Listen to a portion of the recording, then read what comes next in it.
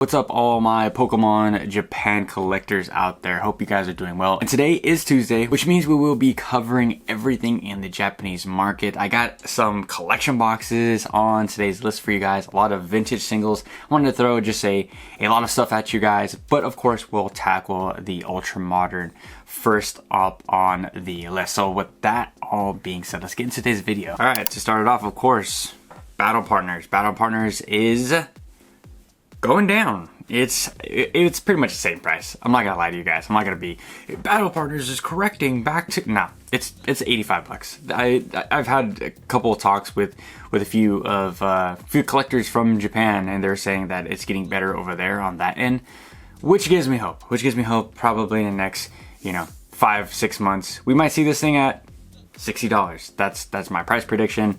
Maybe $70, whatever. It's gonna be lower than what it is right now. We got us collectors, we just gotta hold on. Again, I tell you guys, patience over and over again.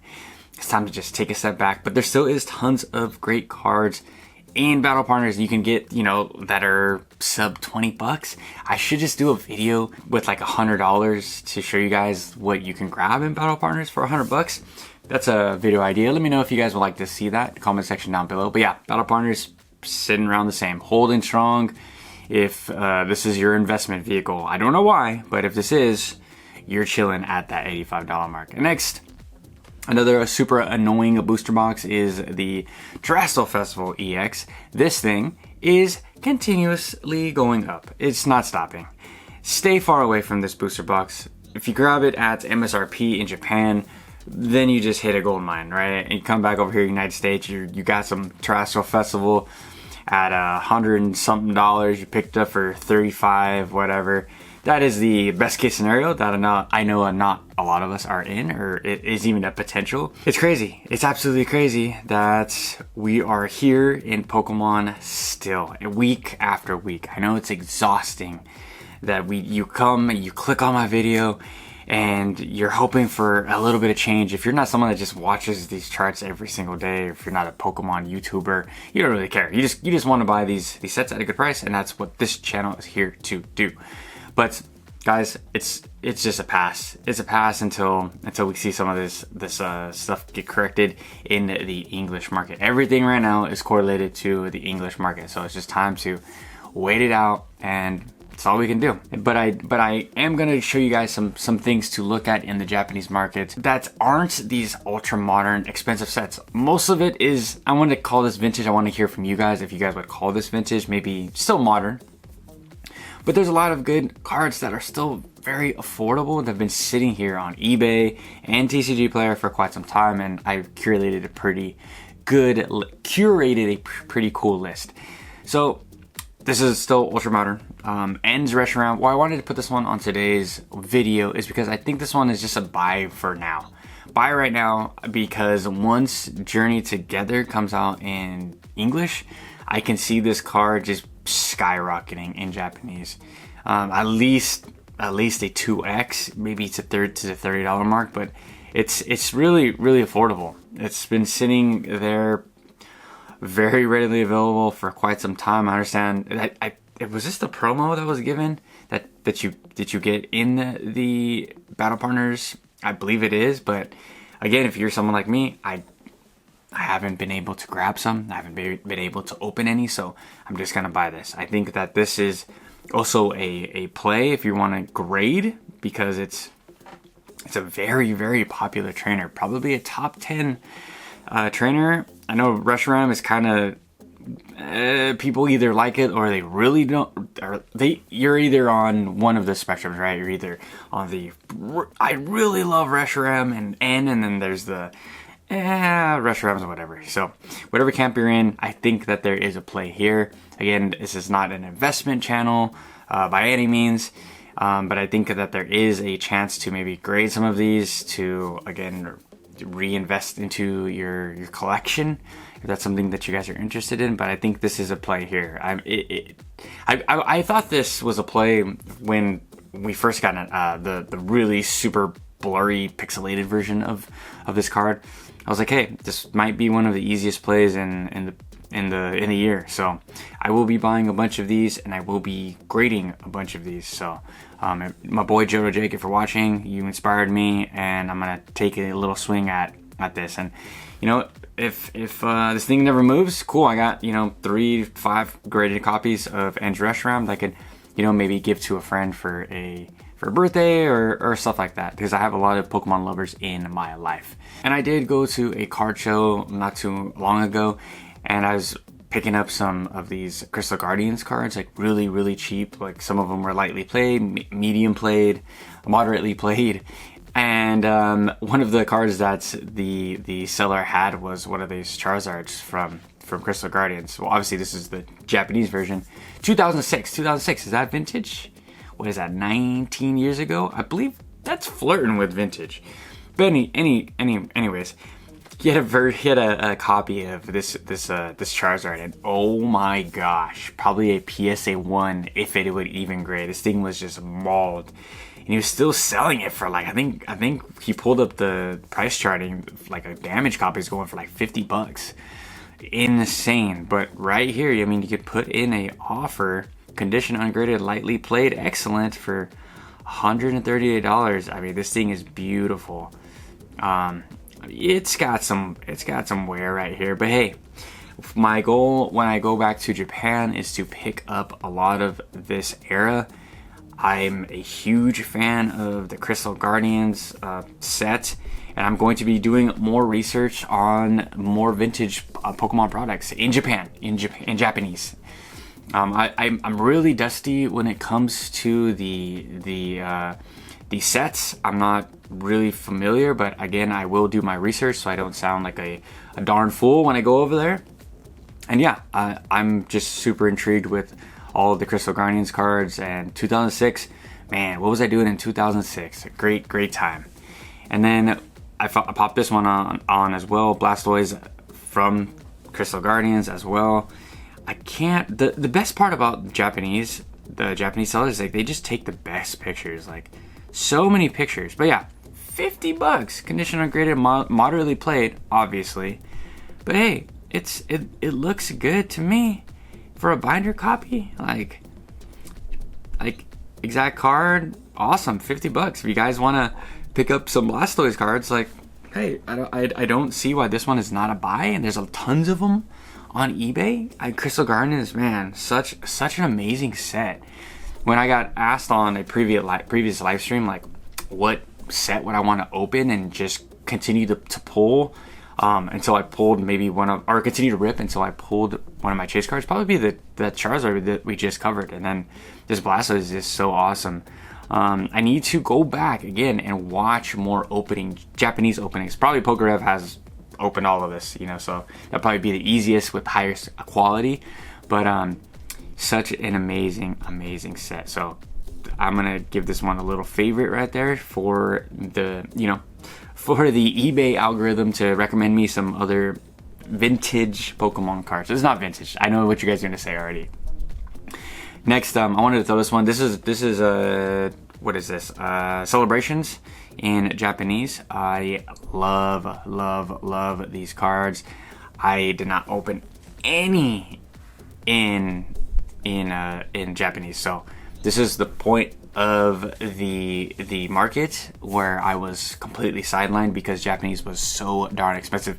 It's not at that point now. It's not crazy expensive now. It still is expensive, don't get me wrong, but we're not there, I personally believe. Let me know if you guys were a part of the celebration, the 25th year anniversary. How was it in the Japanese language market? I have been going back to look at tons of Garchomp cards. I'm like a new recent Garchomp fan and Cynthia fan too, because I was out for quite some time. So going back, I'm like, wow, Garchomp has some pretty sick cards, and so does Cynthia. So I think, you know, I always tell you guys, find cards that are correlated to the future. I think with all the hype that Cynthia's getting and potentially Garchomp, that these cards might, you know, start to climb up in value. I'm not saying to buy 20 of these for your investment. No, just pick one up if you don't have one, you know. And I think it's an amazing card. I think if you're a Garchomp fan or a Cynthia fan, to try to get these at a more affordable level right now before they potentially go up. And then with yesterday's video of the English Pokemon markets, I'm gonna link that right around here. I wanted to look at the megas in Japanese, because I was talking to a few of you guys in the comments for my last video that the English writing in the Japanese megas, it wasn't doing it for you as well. Same thing with me. I'm like, I love the Japanese writing. I'm hollow guys, like, I'm good. These are cards that I might just completely skip out. These megas do nothing for me. Mega Gengar was a kind of already like a whatever Pokemon to me. I know I'm gonna get flamed in the comments, but it's just too much. I don't know. Like, some of the megas, they look really cool because they have like weapons and stuff. But stuff like this, I'm like, I'm kind of good. But $95. This one's near mint though. So hey, it's just such a messy card in my personal opinion. I could change. Let's just favorite this. But it could change. My mind could change. I could see it in person, and I have seen this in person. Like I said, my friend has this in his binder. Shout out to my boy Sunil if you're watching. So yeah, $100. Maybe think about this card graded. If I don't know, when it comes to these mega cards, there is a lot of fakes. Like, I was talking to someone again in my comment section. They were talking about how this era just had tons of fakes. So just to be careful, I would probably buy it graded, or if I was in Japan, to buy it in person. So something to think about, something to just be wary of. And then wanted to throw a graded play. Don't come after me if it's a PSA 8, guys. I think this is great for $100. I mean, this is a budget channel. $100 to a lot of people watching right now isn't a ton of money, but you get a cool Mega Pokemon in Charizard, probably the coolest in your guys' opinion, not in my opinion. For $100, $100 is great for an 8. I mean, what else is there to say? I know it's not a 10, I know it's not a 9, but this is, again, a more budget-friendly channel. I'm down for 8s. I'm down for 7s. I'm down for 6s. Heck, I'm even down for 4s. You guys know how I roll. But $100. $100. It just doesn't really bother me. Let me know if you're like me. Like, the number, like, they could put a 14, you know, on it. You know, PSA 14. That doesn't bother me. PSA 2 doesn't bother me. It's the same card, same art. Once it's in the slab, it just like polishes the entire card. Like, it doesn't bother me. I'm not gonna look at the back and be like, oh my gosh, the back is like, it's so crumbled and it's all like, it doesn't bother me. I'm never gonna turn the card around to show my friends, oh, you guys want to see the back? Like, I don't know. I'm, again, probably gonna get some flack from all the graded people out there, but whatever. Next we got going back to TCG player, Garchomp and Giratina GX. I wanted to throw some more tag teams. This card was always funny because, like, it reminds me of like the Titanic scene where like Jack's holding his girl, you know, across over the ocean while the dolphins are all flying and stuff, flying through there. It's just funny. Like, Giratina just like holding Garchomp. It's such a funny card. Like, maybe that's why it hasn't done like crazy well, just because the picture makes no sense to me personally. Let me know how you guys feel. It's just funny. Like, it's so funny how he's just like holding Garchomp, and Garchomp's just like such a straight face. But if you want, if again, recent Garchomp fan here, put my hands up. And a Giratina, right? Most recent sale, $9. $10, you know, this is a price of a Happy Meal or something. You guys can, most people can afford a $10 GX card. And if you guys want it in simplified Chinese and Korean, it's probably like $3-4. Really cool card. I don't have this in my collection. I don't think. I probably should double check before I hit purchase, but cool card. Really cool card. And the next is the Greninja and Zoroark tag team. I added this because I've been running my Greninja deck in Pokemon Pocket. So I'm just a fan. Just a new, I wasn't a part of, you know, the Ash Greninjas whole like era. And I am a recent fan of Greninja. Greninja is super cool. We all know how powerful he is. And from what I hear with the kids, he's their Charizard. Greninja, Ash's Greninja is their Charizard. So I think it's, you know, if you're here to invest into some Pokemon that you think is going to do really great long term, both the Greninja and Zoroark, their cards just keep on popping up. They're fan favorites, and this one at, you know, what is this, $8 is a no-brainer to me. I think I do have this in simplified Chinese. I got this for like $2, so there's always cheaper options. But hey, if you guys are just simply want some good cheap Japanese cards, here it is. This is a great place to start. We all know the tag team era was just such a fun era. So many good Pokemon. And then lastly, I wanted to throw a trainer that I totally forgot about.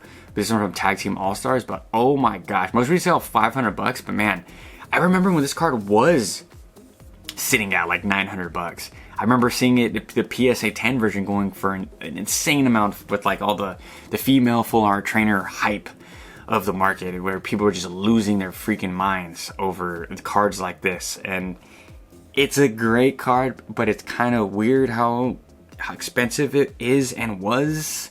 Well, the correlation between that stuff was, I don't know. Let me know. Let me hear it in the comment section down below. It's a little girl. I mean, it's a cool art. It's very like Hawaiian-esque. It's cool. I don't understand why it's so expensive. Maybe the texturing is super awesome. Maybe the pull rates were insane for Tag Team GX All-Stars. I will open a box for this channel one day. This next year, I promise. That will be my promise to the channel.